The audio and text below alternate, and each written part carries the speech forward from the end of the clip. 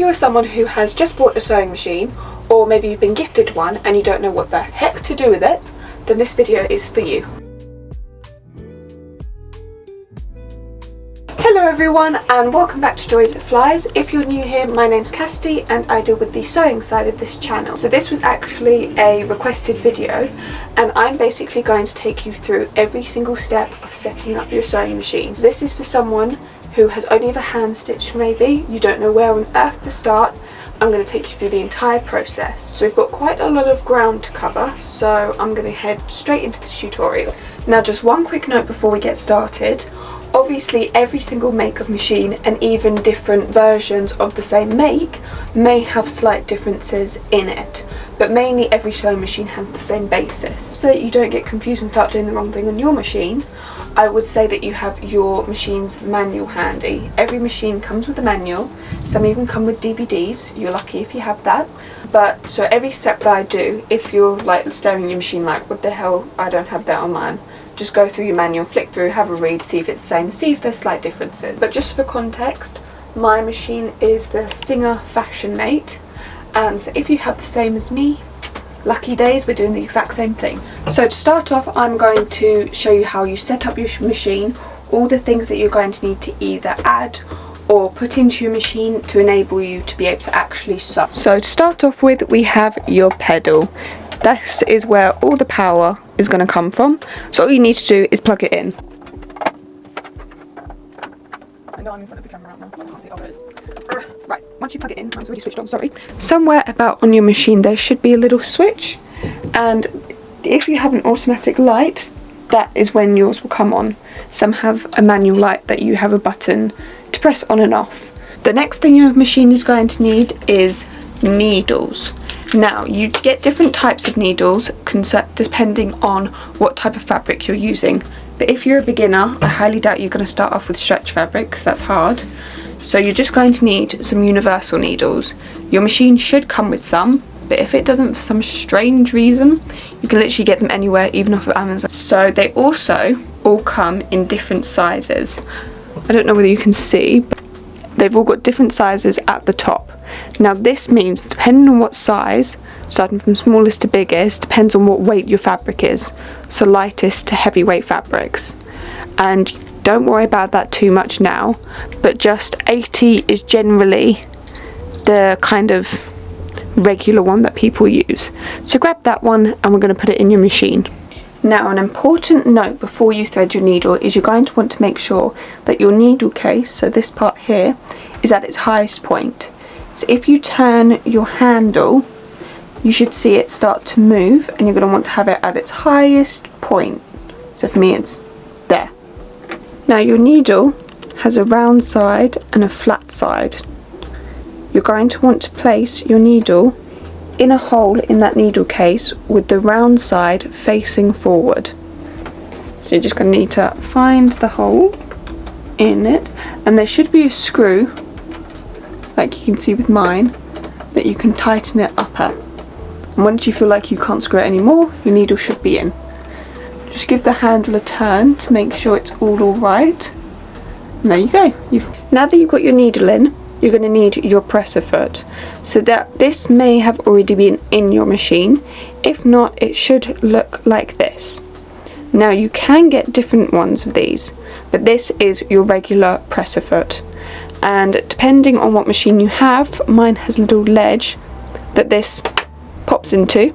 Some have a little lever at the back, or some even have a screw. As I said, you get lots of different presser feet. If I open up this little pocket, I have them.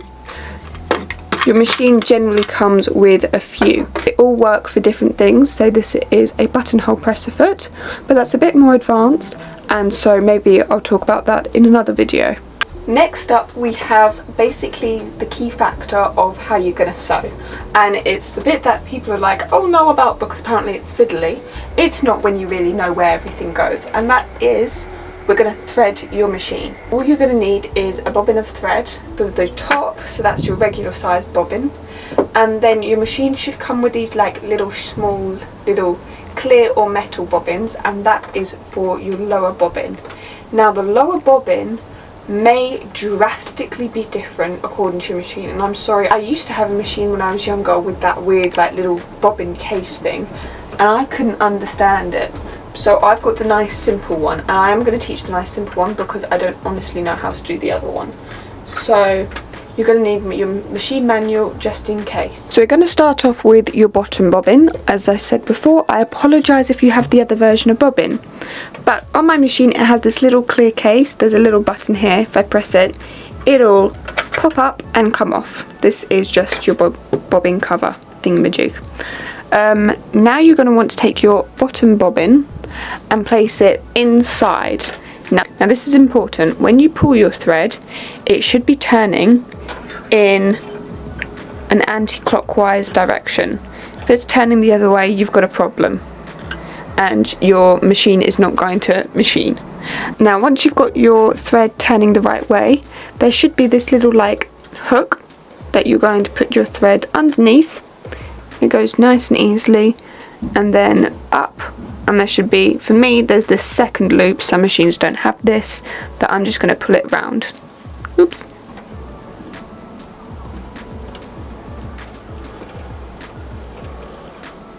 And then just pop your bobbin cover on top. Right, now for your top bobbin. At the top of your machine, either sideways like me or standing upright, you should have this little stick thingy. Oh my gosh, I don't know the names of anything. Anyway, I'm just going to stick your bobbin through it. Et voila. And then some come with a little stopper for the top bit to stop the bobbin rocking in and out. You're just going to want to put that on top too. Now the thing I love about my machine, and I think it's the same with lots of them, it actually has markings all along your machine with numbers on it for the steps. So if you think I'm talking gibberish, look on your machine and see if you can see these markings and arrows. So take your thread, and step 1, as my machine is telling me, is to put it through this little loop here. Once it's through that, we have a hook at the back that we're going to pull it round. Now you see this little like chasm that's running down from that hook. You're just going to want to slip your thread down this. Step number 4 is to loop your thread underneath here. So you've got chasm going down and around. Now bring your thread back up, or make sure you're on the right side of this little hook here. Now this is important. Remember when we said before about the needle being at its highest point? You turn the handle until you discover that. You're going to want to make sure it's at your highest point now, because otherwise this little hook here, as you can see, he disappears. So you're going to want it at its highest point. He pops his head up, and you're going to hook your thread around it and bring it down back on the other side, and just have your thread travelling all the way back down. As you can see, we've gone round number 4, up over that hook and back down. Now we're near the needle, and I don't know whether you can see, but there should be this little hook. As you can see, it says number 6. As you come back down, you're just going to want to hook in the thread round it. There you go. And there, above the needle, right there, you can see it there. That is another hook. Oh my goodness. And you're going to want to hook your thread around that. Now, I am one lucky bunny who has an automatic needle threader. If you don't have one, you can just thread your needle now. Make sure you're going from the front to the back. You don't want the thread twisting anywhere else. You want it going from the front to the back. I'm trying to show off my skills of how I can thread it really quickly, and it's not doing it! The pressure of the camera. Ah, there we go. Right. I have managed to thread my needle, and then all you're going to do is there's a little gap there in between your presser foot. You can just push your thread through it. Right, I hope that made sense. Once again, luckily most machines have things drawn on them to guide you where to thread it, but now that we've got everything threaded, everything put in that we needed, I'm going to just tell you what all of these like little handles and things are. Starting off with the one with lots of squiggly lines on it. These are your different stitches. So different machines have lots of different stitches. Some have more, some have less, but they will all have most definitely a straight stitch, which is just a straight line, a zigzag stitch, which is a zigzag, and then if we move around here, buttonhole stitches. Now you either have 1, 2, 3, or you may have 4. But I'm not going to go into the buttonholes in this video because they're a bit long-winded. I actually have a full tutorial on how to do them, and I will link it in the description below. Now you may notice when you change a stitch, your needle moves to a different place. See? It's going all about the place. Right, so that's important to note that once again, like lots of things, when you change a stitch, you're going to want your needle to be at its highest point, like lots of things, because say it's down in your fabric and you try and change it, one is going to contort the fabric, and 2, you may break a needle. So make sure it's at its highest point and then change. Now the next handle is, I think, pretty self-explanatory. For me, it has it written on it, stitch length, and this is literally how long each individual little stitch that your machine makes is going to be. So you've got 0, which your stitch doesn't move anywhere, so nobody uses that. 1, very small, and then my longest one is 4. Some of machines even go up to 6, but so 4 is going to be the loosest, longest stitch. Most regularly used stitch length is probably about 2.53. I mean, it does vary. Some people have personal preferences, but I like 2.5 to 3. This next one, if I'm going to be brutally honest, it confused me for a hell of a long time, because I don't know why nobody just put it in layman's terms. Everybody was doing this weird fancy schmancy talking that just didn't really make sense to me. But it is your tension. So your tension is basically how tight or how loose your stitch is. So it's how tight your thread runs through your machine to determine how loose or tight your stitches are going to be. So my machine goes from 0 to don't actually know, 9. I think most machines go up to 9. Don't quote me on that one, but for everyone, 0 is loosest and 9 is tightest. So 0, goodness knows what's going to happen. I've never actually tried it. You're going to have such loose thread that I don't think your machine's even going to stitch at all. And the same for 9 is either your machine will gather your fabric, so that's basically when your fabric ruffles up and bunches in a single stitch, or the machine thread might even just snap. I've had that before. If I've had really thick fabric, the machine thread will just snap because it's been pulled too tightly. Now most regularly used tension is 4, but obviously this depends on how light or heavy your fabric is. Now we're actually going to get to the fun part, which is actually sewing on your machine. Now I think actually just sewing, trying out every single stitch there is, playing around, fiddling, is the best way to learn. That's literally how I learned. I took one read through my manual, threaded it up, and I was like, yep, I'm on my own now. And I just got a piece of scrap fabric and just stitched and stitched and stitched on it, which is what I'm going to do for an example for you, because I think that's the best way you can learn how you really like to sew and also get the feel of it. So get your piece of scrap fabric, it can be anything, and place it on underneath your needle. Now your presser foot, somewhere about, mine's at the back here, should have a lever that makes it go down and up, down and up. It might be at the side, it might be anywhere, just have a look for it. And whenever you sew, you're going to want your presser foot down. Now if you want, you can just stick your foot on the pedal and go for it, but before we do that, I'm going to teach you what back stitching is. Now back stitching is this little chappy here. He pushes up and down. Once again, just find him on your machine. Up above, mine has a little symbol of a looped arrow going back the other way. And that's because back stitching is basically you sew in the opposite direction for a few stitches and then sew in the normal way. And this is basically knotting your thread before you carry on stitching so that it doesn't all unravel. Now I think the best way to explain it is to show you what I mean. So if I just start stitching, see, I'm stitching in this direction, the fabric's going that way. But if I just did that for a garment, eventually over time all those threads would come undone. So what you do before you start sewing and at the end of your sewing, every single time, unless you're gathering, but that's a different story, you push your back stitch lever down, stitch. As you can see, it's gone in the opposite direction.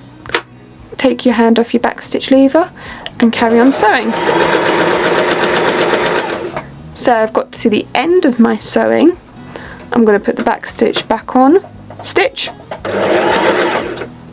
and I'm done. I can then lift my presser foot up, pull my fabric out, and for me, I'm a lucky old bunny and I have a little cutting tool at the side of my machine. So I kind of went at full speed there to show you the point of back stitching, but let's just do it again slowly.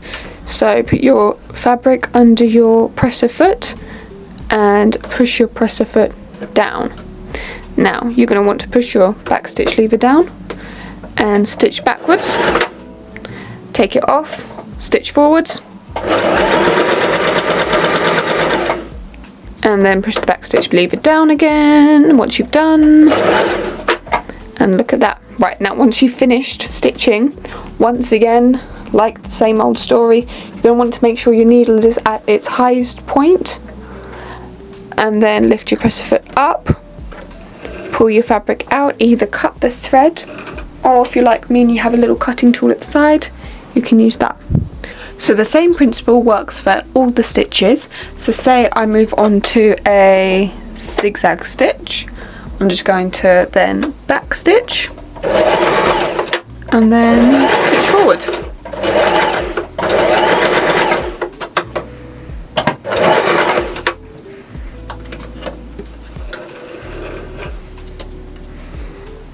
There you go. So what I would suggest you do is you just carry on stitching backwards and forwards, try out all the stitches, test out different stitch lengths, and say you have a fabric and you notice it's pulling really taut or the stitches are really loose, fiddle around with the tension, get used to it. So one part of your machine I'd like to talk about and show you last of all, because it's really fun and very handy, is the automatic bobbin winder. By bobbin I mean your lower bobbin, so your really small little one. So starting with your top bobbin, you're going to want to keep it all the same until you come to that first little hook. Keep it hooked into that, and then you see this part here, you're going to want to wrap your thread around it. So go wrap it around the inside and then all the way around. Now you're going to want to take your empty bobbin and then take the end of your thread, and they should have little holes at the top. You can't really see it on mine because I'm using clear one, but the metal ones are easy to see. There you go, you can see it there. You're going to want to take your thread and push it up that hole. Right, so I've got it pulled through, I'm going to hold it there, and now you see this little stick up here, this metal rod, you're going to want to put your bobbin on top of that. It should click in, and now depending on what machine you have, for me I have to push this in. So go sideways so it's next to this plastic part. But some, you leave it where it is and say the handle on the side of your machine here sometimes pulls out. It depends, check in your manual. But for me, I'm going to push this in, then keep hold of it, your thread through that hole. And now, let me find my pedal, push down your pedal, and it should start winding it. At this point you can let go of your thread.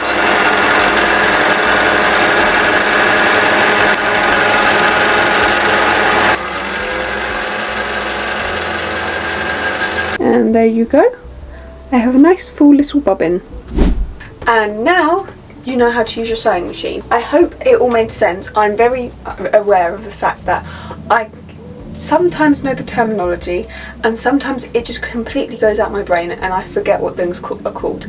So I've used kind of layman's terms, but I was thinking actually that would be quite helpful, because if you're a beginner you don't actually know the terminology unless you're looking in your manual and looking up every single name. So I think actually me not using the terminology was a lot handier than me using it. I'm not sure.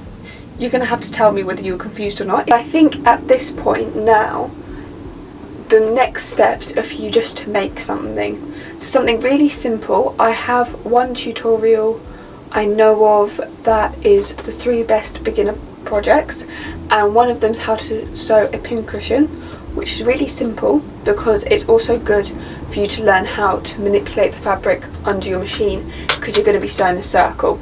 But I hope you enjoyed this tutorial, and I will see you next time for the next sewing video. Bye! Just a quick little note. By the time this video has been posted, I've actually created a playlist on the channel with this video and any tutorials I think will be brilliant for you as a beginner. Bye! Officially bye.